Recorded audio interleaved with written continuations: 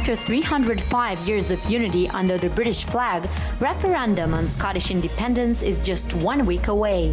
They may take our lives, but they'll never take our freedom! Scots have their own parliament, but it deals mainly with internal issues.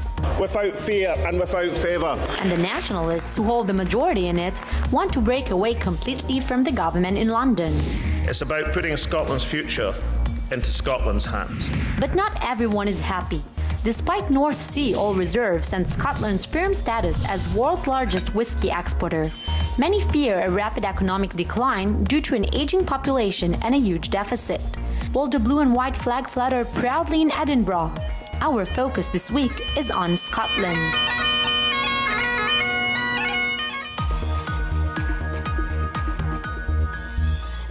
Hello and welcome to our focus on Scotland. Either way, September 18th, 2014 will be a historic day. But what are the odds that Scotland will become an independent country? To analyze the latest developments, we're joined by Stephen Winston, a Scottish-born Israeli. Hello, Stephen, and thank you for being on our show. As the day of vote edges closer, what are the latest polls indicating? Well, things are looking very close indeed. Throughout the campaign, up until now, the no vote has always had the leads. However, in a recent poll a few days ago, the yes campaign has taken a slight 2-point lead, and it's tremendously close. People are very, very excited. I don't think one can call it either way at the moment. What might tip the scales eventually one way or the other? The no campaign have turned around and decided that it might be a good idea to give Scotland more powers. Now, this may influence some people who are going to vote no to to continue this, and also people that are going to vote yes may decide that actually, you know what, we can have the best of both worlds.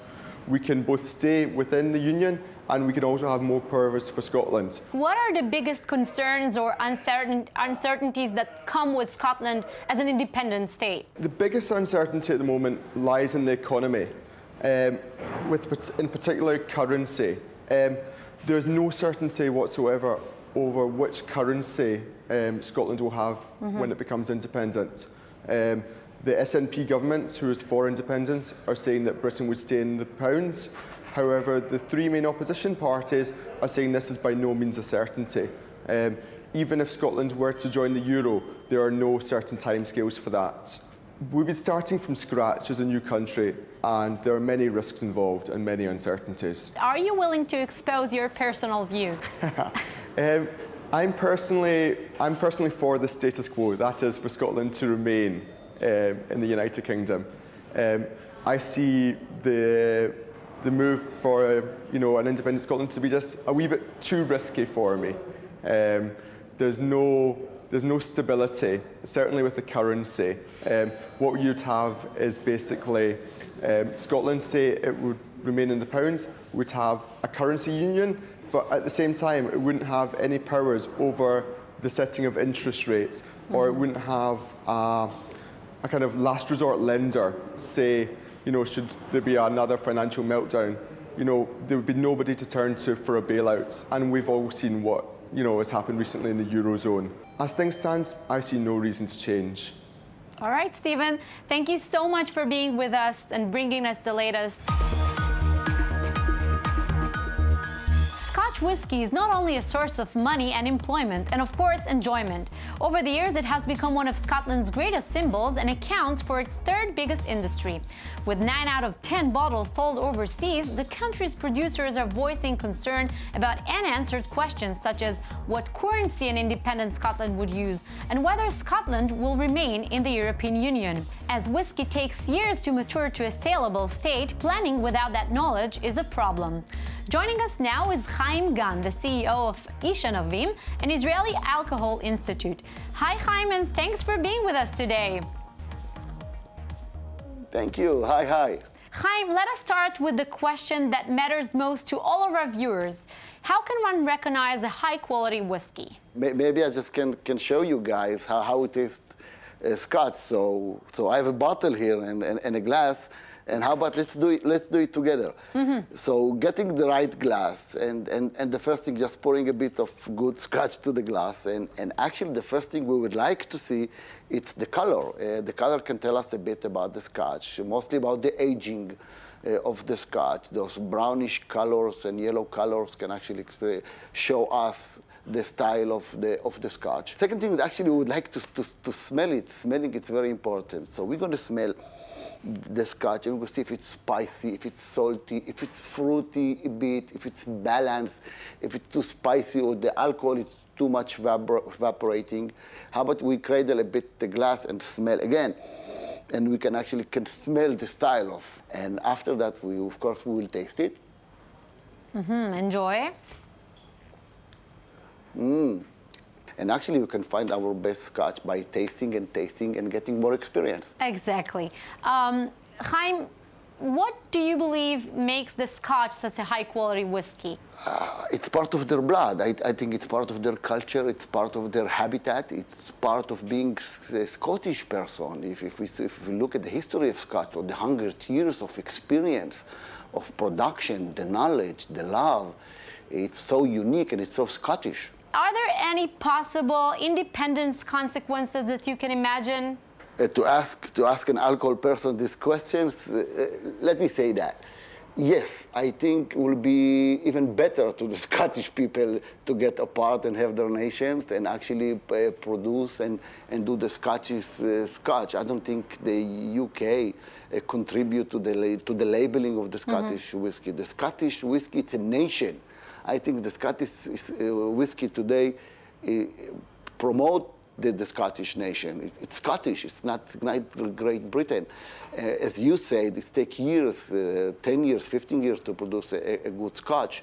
And I think the year of the independent will be a great vintage. You made me want to try. Thank you so much, Chaim. Now we all know a bit more about our drinks, and I would like to say cheers to you with my imaginary glass. To all of you, thank you.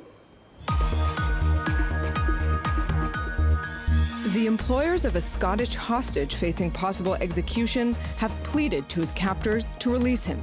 The terrorist group Islamic State has threatened to kill David Haynes, who was captured in March last year.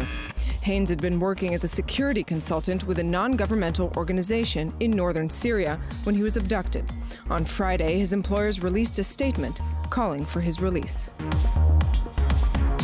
Scotland is building what it calls the world's biggest tidal array in Pentland Firth in the north of the country. The tidal array is projected to provide enough electricity to power 175,000 homes and will also create up to 100 jobs. Construction is slated to begin later this year, and the first phase will install 4 1.5 megawatt turbines that will start supplying power to the grid in 2016.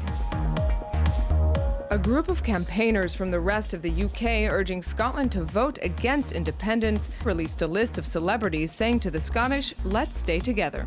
On the list, we can name tennis top 10 Andy Murray, the popular singer who made her mark on Britain's Got Talent Susan Boyle, movie actor Mike Myers, who expressed support for Scotland remaining in the Union, and former Manchester United manager Sir Alex Ferguson. Other celebrities say they want another future for Scotland. Former James Bond Sean Connery is a major supporter of the Scottish National Party and is convinced he will see an independent Scotland in his lifetime. Water demand soared on the island of Colonsay.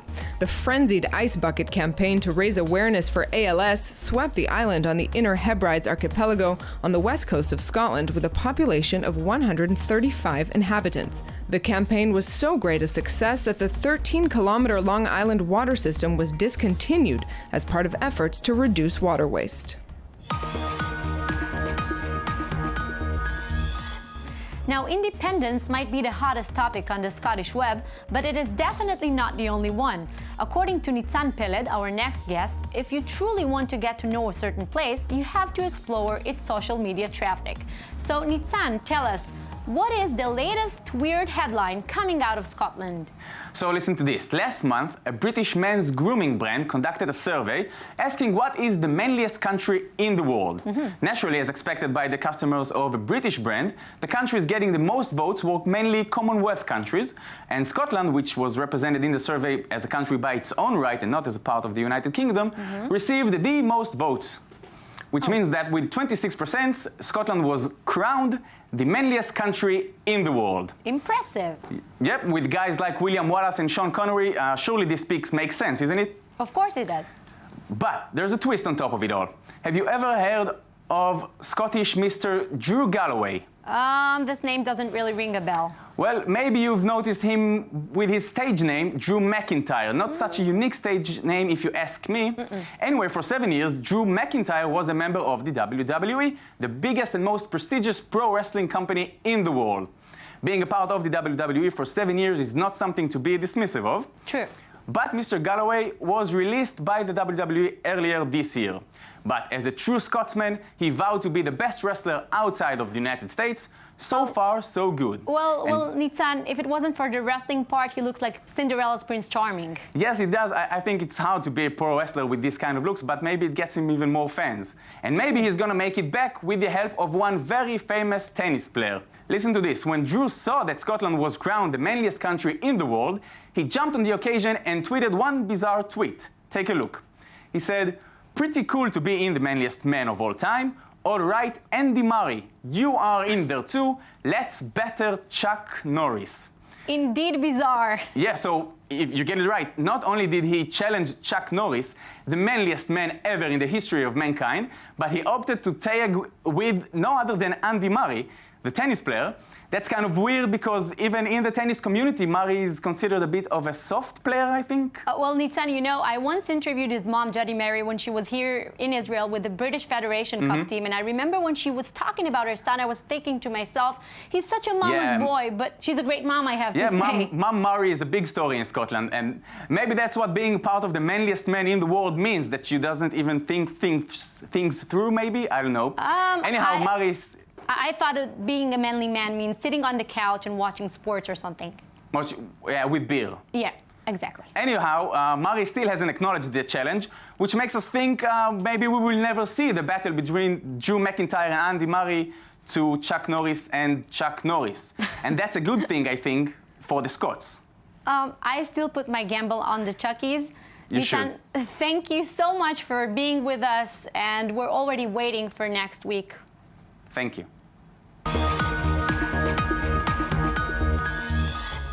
The debate over the status of women in positions of power in Scotland has become a prominent issue in the independence debate. As in many other countries, women are underrepresented in boardrooms, public bodies, and in political life. Our next guest is a former football player. She's one of the 4 women in the UK to hold the UEFA Pro license for coaching.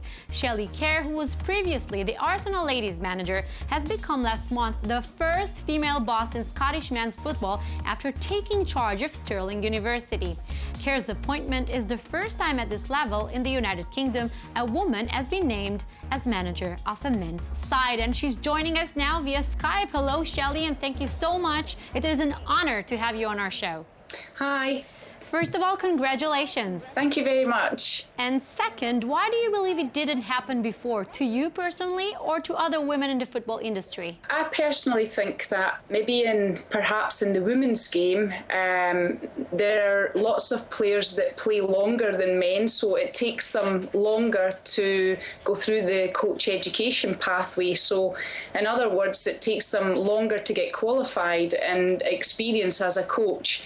And, you know, the other reason is probably that a lot of women don't have the aspirations to work in the men's game. And where exactly does the difference lie between men and women as football managers? That's a good question. I think for me, I don't see there being any difference. I think, you know, if you have the skill set, if you have the knowledge, the experience and the qualifications, then I don't see the difference. For me, I've coached in women's football and I've coached in men's football, and I just see myself as a football expert. It's nothing to do with gender. What is a bigger challenge, getting the position that you're holding today or gaining the legitimacy once it is already yours? And by legitimacy, I mean in the eyes of your colleagues, fans, players, media. I can only speak from my own personal experience, and I've always had aspirations of working in men's football, and it's not about being accepted. I think that you, in every walk of life, you have to earn respect, and that respect comes from obviously your own experiences. And I think you have to have that knowledge, and when you can show that and you're confident that you can show it, then I think there's a general acceptance already. The referendum on Scottish independence is just a few weeks away. What do you think, what kind of impact will it have on sports in Scotland? Politics is not my forte, unfortunately, and it's really one right now for me. I'm sitting on the fence. I actually don't know who I'm going to vote for. There's so many things to consider, and it's such an important decision for the country moving forward. So I'm still gathering all the information I can before I make a decision on who I'm going to vote for. Well, you still have time to decide, but unfortunately, Shelly, our time is a bit short. And I would like to thank you and wish you the best season, and I promise that I will be rooting for Stirling University this year. Obviously, a show on Scotland cannot be complete without mentioning the national instrument. Therefore, we have summoned to our studio Shiran Trelet, a very talented bagpipes musician. Hello, Shiran. Thank you for coming here. What exactly initially attracted you to learn how to play it? When I was a little kid, I saw it in a movie. And when I got older, I bought myself a bagpipe and started to play at wedding, at different events. And for all of our viewers as well, be sure to catch us next week. A new week means a new country.